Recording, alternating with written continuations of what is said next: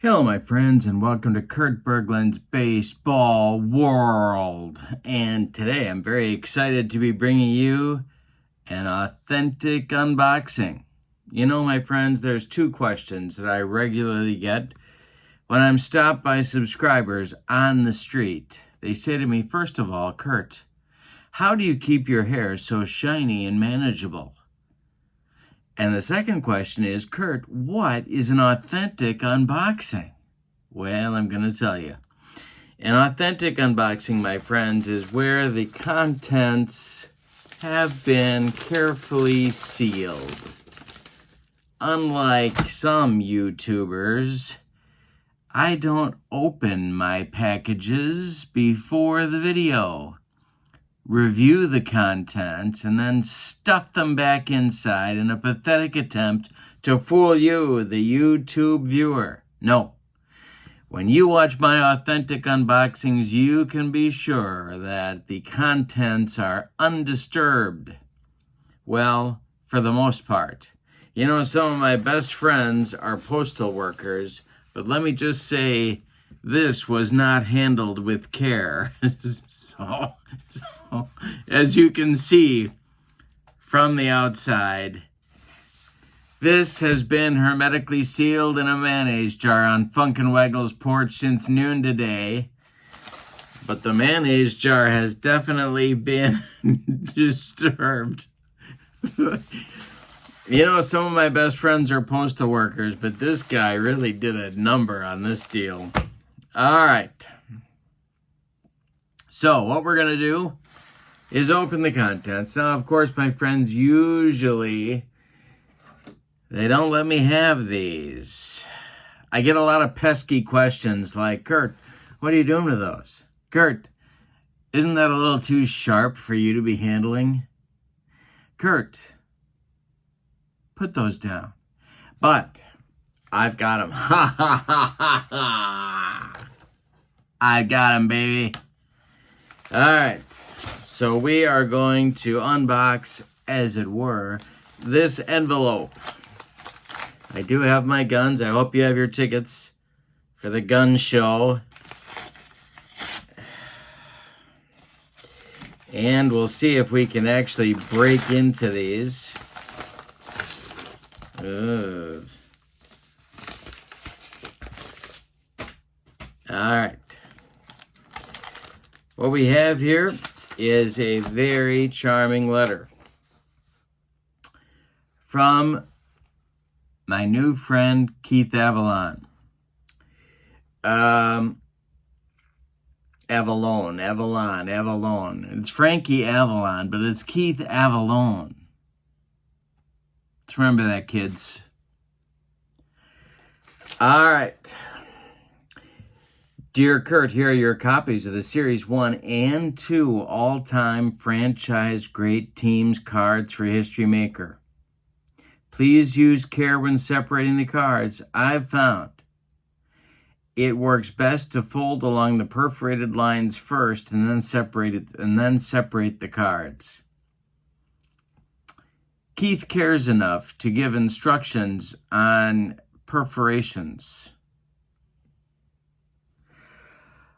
And he's very glad that we are enjoying the game. Well, I appreciate a good letter. I'm going to keep this right over there.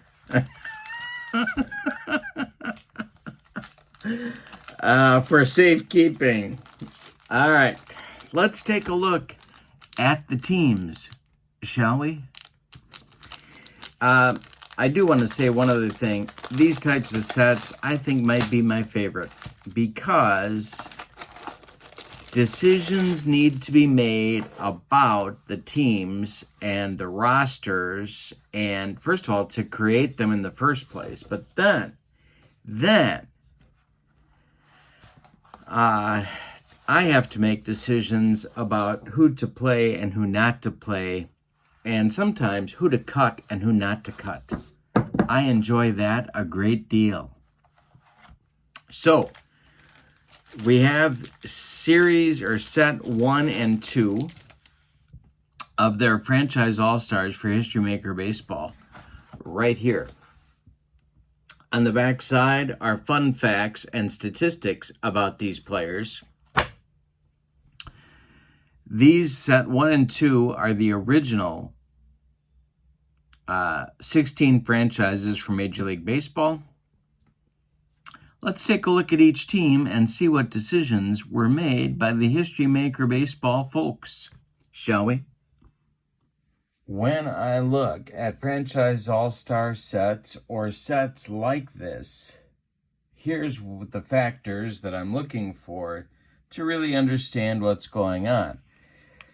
The first question is, are the cards based on single season or career stats? Now, in the case of this History Maker set, they're based on single season stats.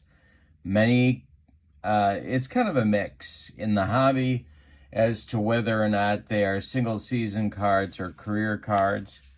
Second question is, what is the roster size? Now, the roster sizes in the 4 sets produced by History Maker are 29 cards each.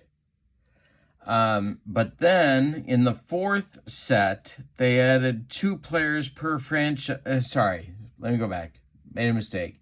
Roster size is 27 players each, but in set 4, they add 2 players per roster for a grand total in the 4 sets of 29 per team. Third question, how many pitchers? Well, in the basic sets, out of the 27, you get 10 pitchers per team. Sometimes there are 4 relievers, sometimes there are 5. But your grand total of pitchers is 10. In the additional set, where you get the 2 extra players per franchise, sometimes one of those 2 extra players is a pitcher, sometimes not, often not. How many catchers are on each team? Well, again, in the base set of 27, there are 2. In the additional 2 players, sometimes there is a third catcher.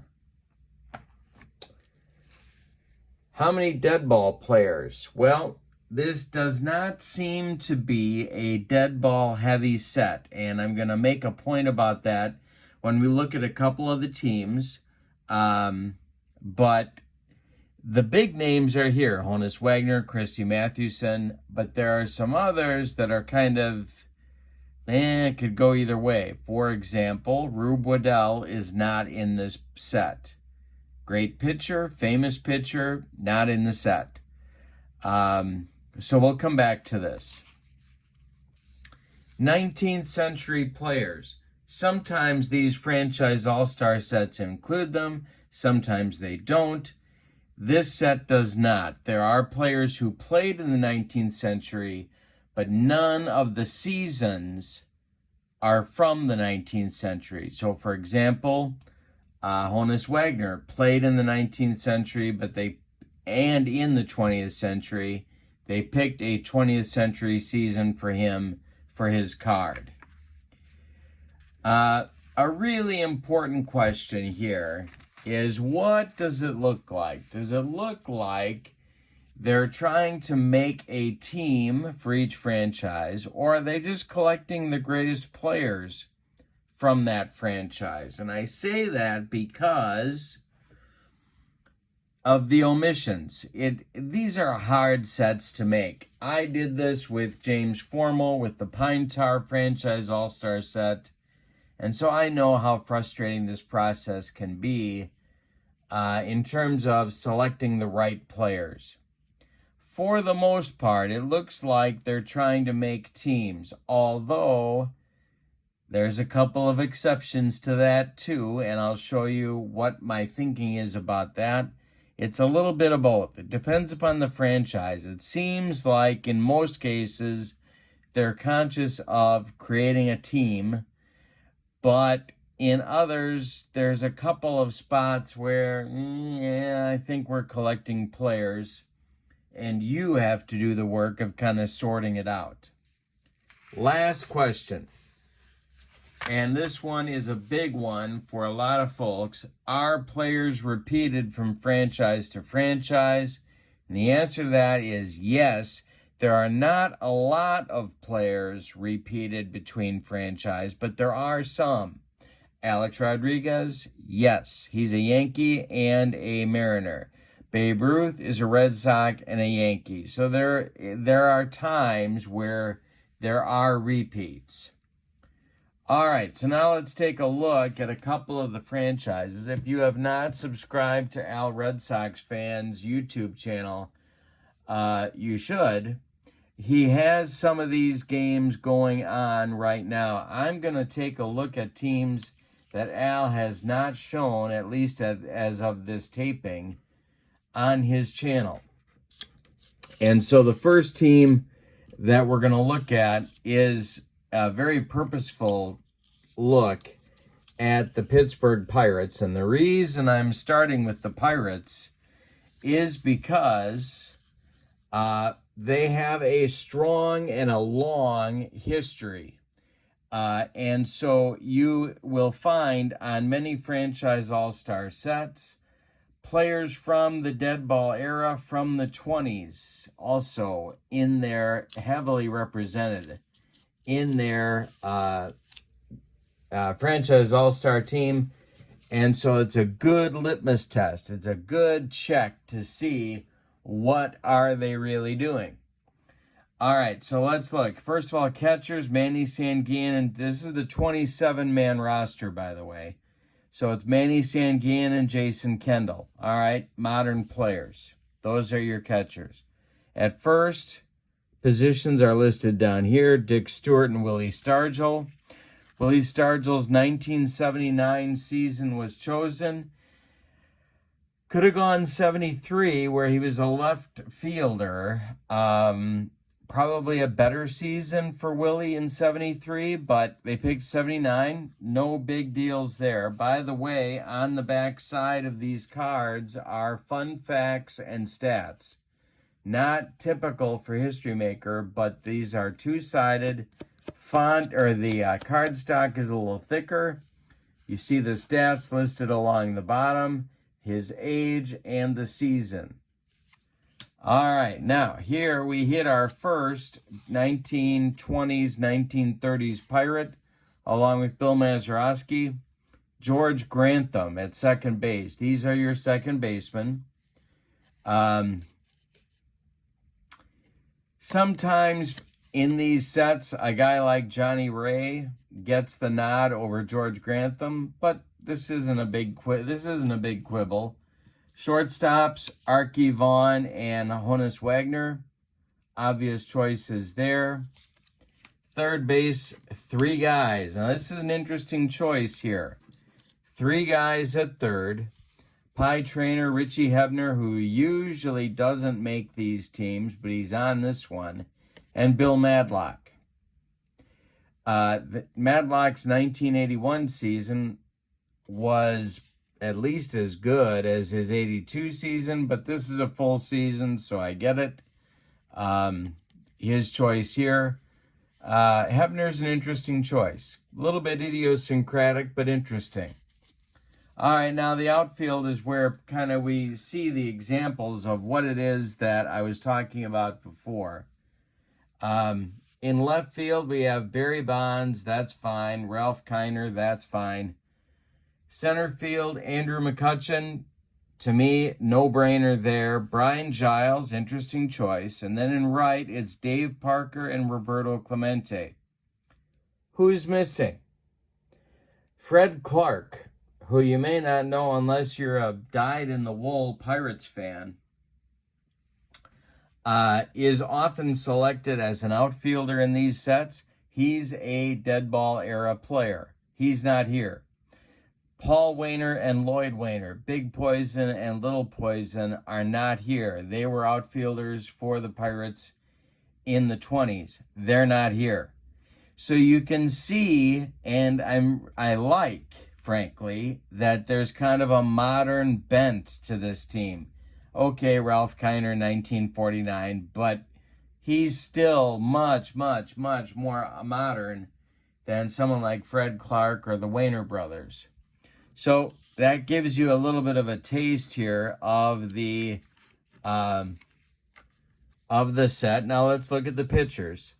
I told you that the starting stat, there's 10 pitchers per team. I believe that's true in every case out of the 27.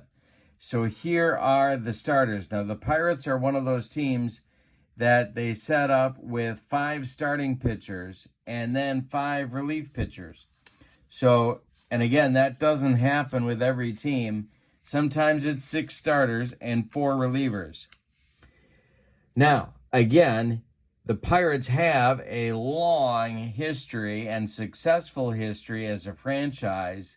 The only dead ball pitcher to make it is Babe Adams. They skipped guys like Deacon Philippe, who was a great dead ball pitcher, and had great stats, but they made room for these other starters here. The bullpen.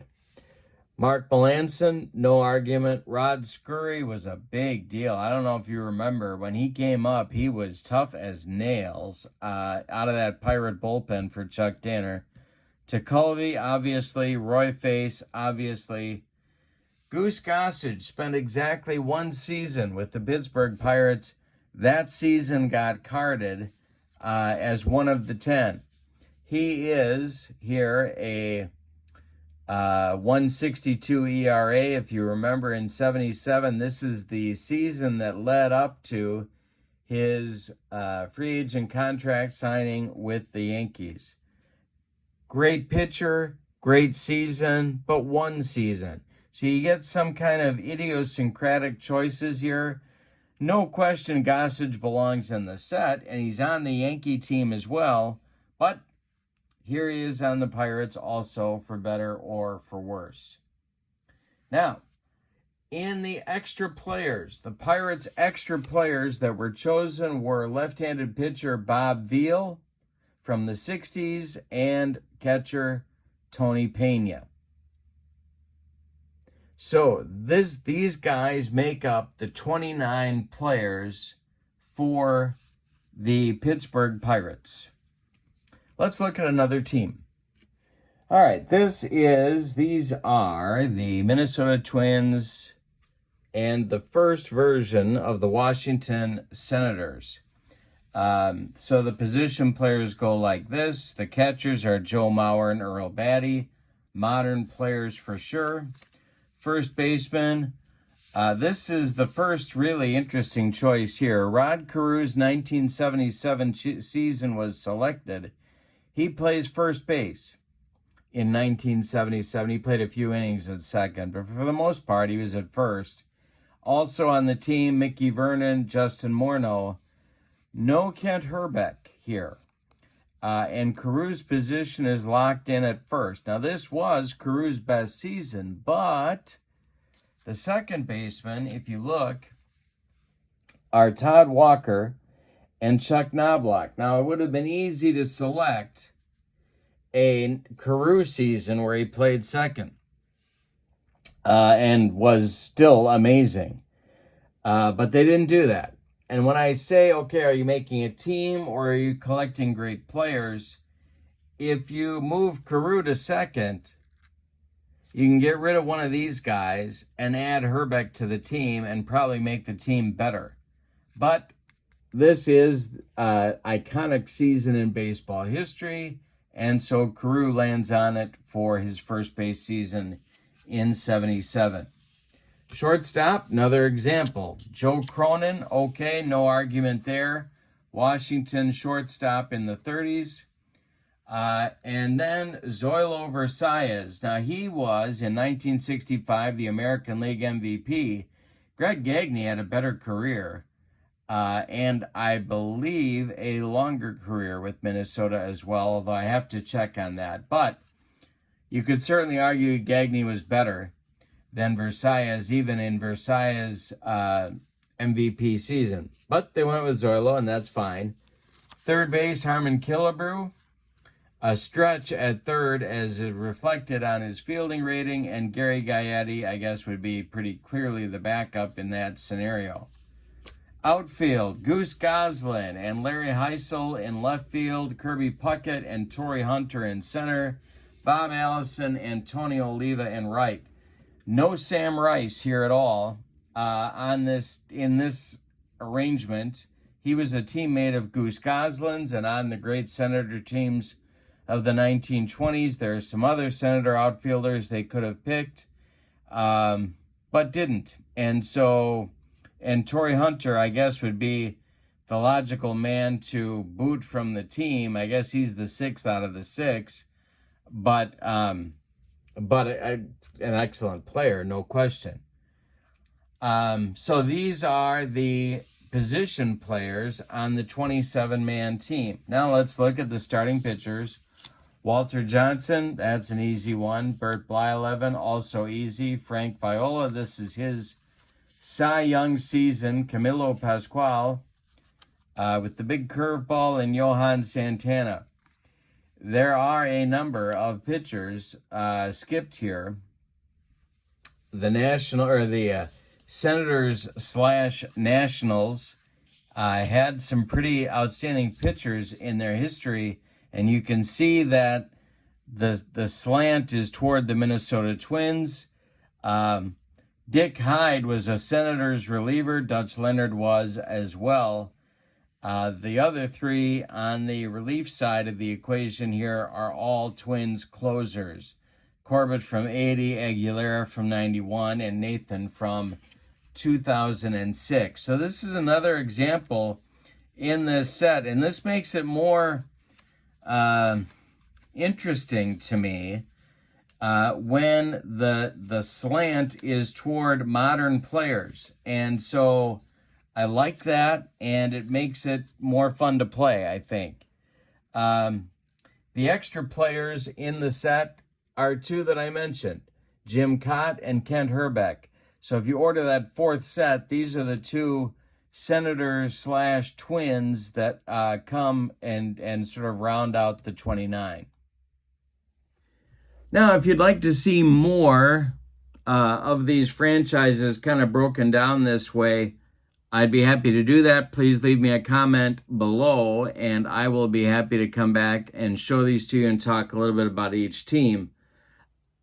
The point in doing this, though, is to give you an idea of how the set is constructed, as well as to show you, in these cases, the Twins and the Pirates franchise all-star teams.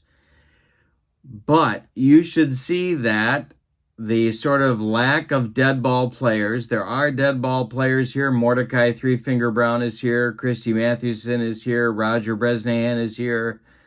Shoeless Joe Jackson is here. But they're not overly represented. They've got to be really big names in baseball history, it seems like, if they're even before the 30s, to be represented in this set. There are no 19th century player stats in the set. I like that.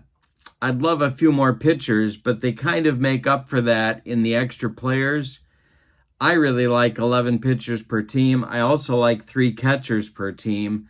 But the nice part about History Maker is you can make your own cards. So if you want to get somebody in there that is not carded, and I'm already doing that, you can use their system to create the cards to make the franchise all-star set teams that you want.